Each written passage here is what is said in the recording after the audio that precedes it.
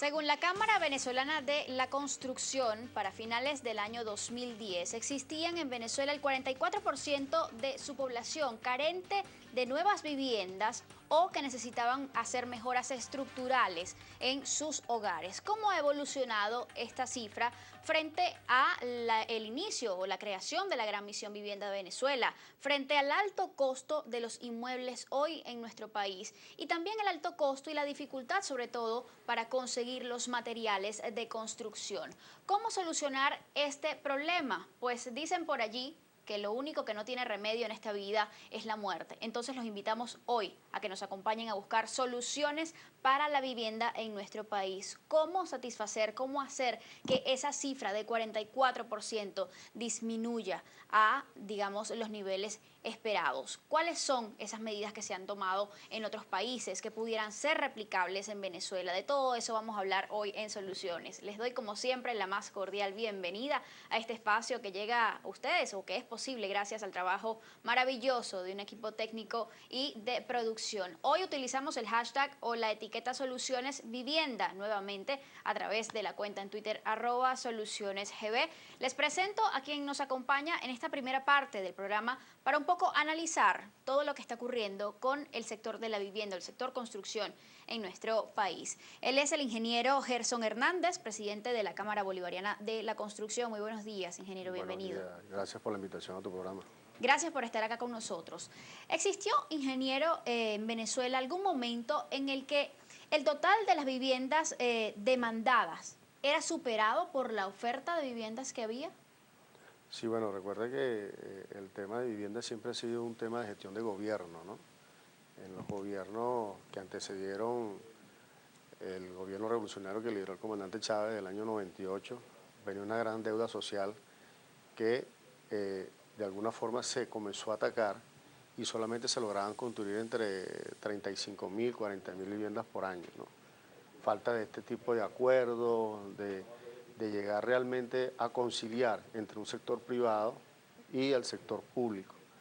Sabemos que uno de los puntos álgidos que ha habido siempre durante los 15 años de la gestión del gobierno revolucionario ha sido el acuerdo por el punto político, ¿no? Y el sector construcción, por supuesto, no había escapado de eso.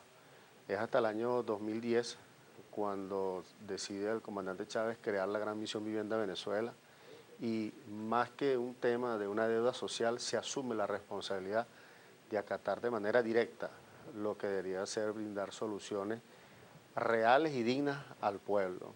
Conocemos de algunas campañas de vivienda que se hicieron en algunos gobiernos de la Cuarta República, las famosas 100.000 viviendas por año que hacía el gobierno del expresidente Caldera, y veíamos cómo eran barracas unas con otras, con láminas de zinc, y eso le llamaban viviendas, ¿no?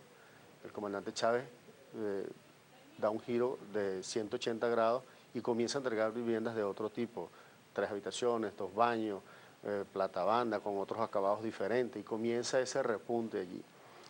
Originalmente, es sabido por todo la participación que hubo en el sector construcción, el llamado que hizo el comandante Chávez en ese momento fue de todo el sector empresarial, de constructores e incluso hasta de contratistas, que se incorporaran al llamado que él estaba haciendo en ese momento. ¿Y por qué algunos representantes de ese sector pues aseguran estar excluidos de este tipo de iniciativas? Sí, mira, nadie está excluido. Aquí el empresario que está haciendo ese tipo de observación se está excluyendo de manera directa. El gobierno ha establecido unas bandas de precios donde se maneja el costo de la vivienda a través de alianzas estratégicas con las empresas que han sido nacionalizadas por el Estado. Hay la política, la creencia, la costumbre de algunos constructores en que no manejan el crecimiento sostenido en lo que es el sector construcción, sino que se van directamente a una obra. Ejemplo, un sector privado que quiere construir un urbanismo privado, quiere hacer de ese urbanismo la utilidad mayor sin tener realmente una visión de una proyección a lo que puede seguir construyendo otras modalidades de vivienda o otros tipos de urbanismo. Entonces se enfocan mucho en que la utilidad debe ser por encima de lo que realmente se ajusta, y eso lo hemos establecido a través de los análisis de las estructuras de costo o los análisis de precio unitario, como se quieran llamar, y se ha comprobado que ha sido así. ¿Ha caído la construcción formal de viviendas en Venezuela en los últimos 10, 15, 20 años? Las cifras dicen que no. Si vemos que durante los últimos 4 años se han construido más de 750.000 viviendas solamente el sector público. El sector privado está manejando cifras entre 25 30.000 viviendas por año, producto de que el sector privado no ha querido centrar realmente una política que vaya en función a una transparente gestión en la construcción de la vivienda. Entonces vemos viviendas que el sector privado tiene a unos costos muy relevantes, y de hecho vemos la comparación entre dos organizaciones gremiales como es la Cámara Venezolana de la Construcción y la Cámara Bolivariana, cómo hay una diferencia hasta de un 40% en la construcción de la misma vivienda. Nosotros lo logramos a través de los acuerdos y la planificación y la coordinación que se pueden hacer con las instituciones del Estado. Y el sector privado que dice manejar el sector de lo que llaman el mercado paralelo, donde también ha generado que de alguna forma compren productos o insumos a otros costos.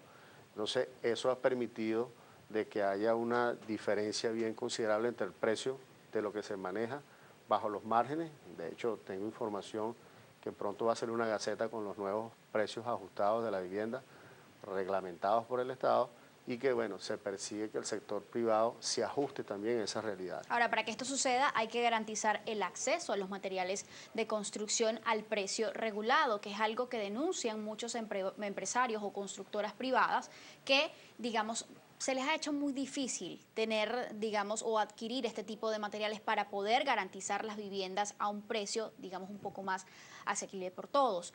La pregunta es, ¿qué relación guarda quizás, o si hay alguna relación, entre el surgimiento de la Gran Misión Vivienda y en la caída de la producción de viviendas por parte de las constructoras privadas en el país? De eso hablamos al regreso de esta pausa. Ya volvemos.